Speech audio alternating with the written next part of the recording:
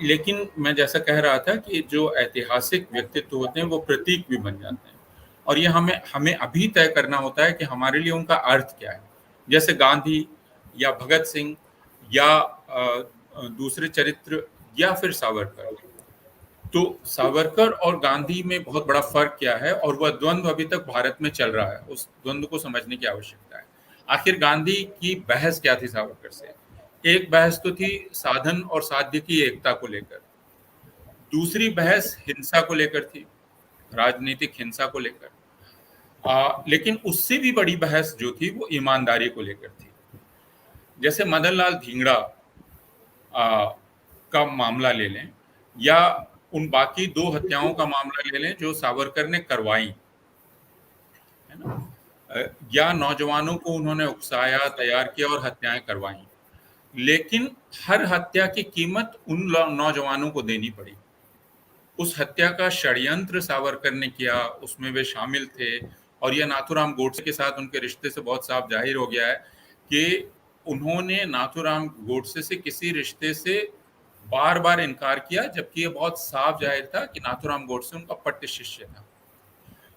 तो सावरकर का अर्थ है कायरता, यानी और कायरता सिर्फ माफीनामे की नहीं, अपने किए की जिम्मेदारी नहीं लेना,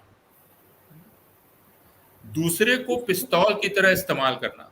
और इसीलिए कई लोगों ने कहा कि नाथूराम गोडसे क्या था, वह तो पिस्तौल था, उसके ट्रिगर पे उंगली किसकी थी? या मदन लाल धिंगड़ा क्या था, है ना? मदन लाल धिंगड़ा क्या थे? उनको क्या कहा था सावरकर ने?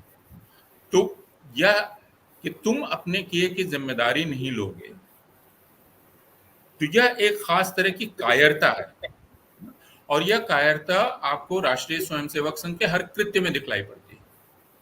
बाबरी मस्जिद के विध्वंस का पूरा अभियान, लाल कृष्ण आडवाणी, मुरली मनोहर जोशी, उमा भारती, भाई बाबरी मस्जिद के विध्वंस का आह्वान किसने किया था?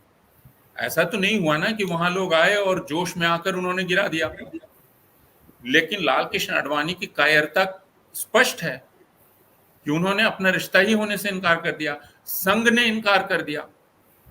तो श्रेय तो आप ले रहे हैं, लेकिन उसकी अगर कोई जिम्मेदारी होगी और उसकी कीमत चुकानी पड़ेगी तो वो एक साधारण कार्यकर्ता चुकाएगा, है ना? जैसे गोडसे ने चुकाई, जैसे मदन लाल धिंगड़ा ने चुकाई, जैसे दूसरे लोगों ने चुकाई और सावरकर ने अपनी जान बचाई। तो अभी हमें, जैसा मैं कह रहा था कि ये प्रतीक भी बन जाते हैं और हम लोगों को इसलिए अभी ये तय करना चाहिए कि हम किस प्रकार के प्रतीक चुनते हैं। क्या हम ऐसा प्रतीक चुनना चाहते हैं या जैसा भगत सिंह और गांधी, भगत सिंह की असहमति थी लाला लाजपत राय से, यह सबको पता है। लाला लाजपत राय की राजनीति से वो सहमत नहीं थे, लेकिन उन पर लाठी पड़ी। भगत सिंह ने कहा ये राष्ट्र का अपमान है, इसको बर्दाश्त नहीं किया जा सकता। ठीक, गांधी, जैसा राम पुनियानी साहब ने कहा कि गांधी की साफ असहमति थी सावरकर से, लेकिन उनका कहना यह था कि अगर इस व्यक्ति ने कह दिया है कि मैं अंग्रेजों के खिलाफ कुछ नहीं करूंगा तो क्यों जेल में रखा हुआ है?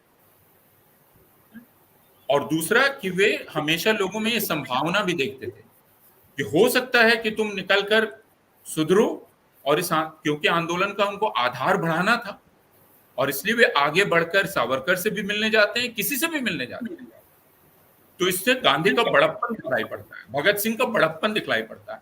तो एक तरफ संकीर्ण हृदयता है, संकुचन है, सकरापन है, छोटापन है, क्षुद्रता है, कायरता है, दूसरी तरफ विशालता है, उदारता है। इनकी तुलना करनी चाहिए और हमें तय करना चाहिए कि हम कहाँ रहेंगे। सत्य हिंदी का ऐप डाउनलोड करें गूगल प्ले स्टोर पर।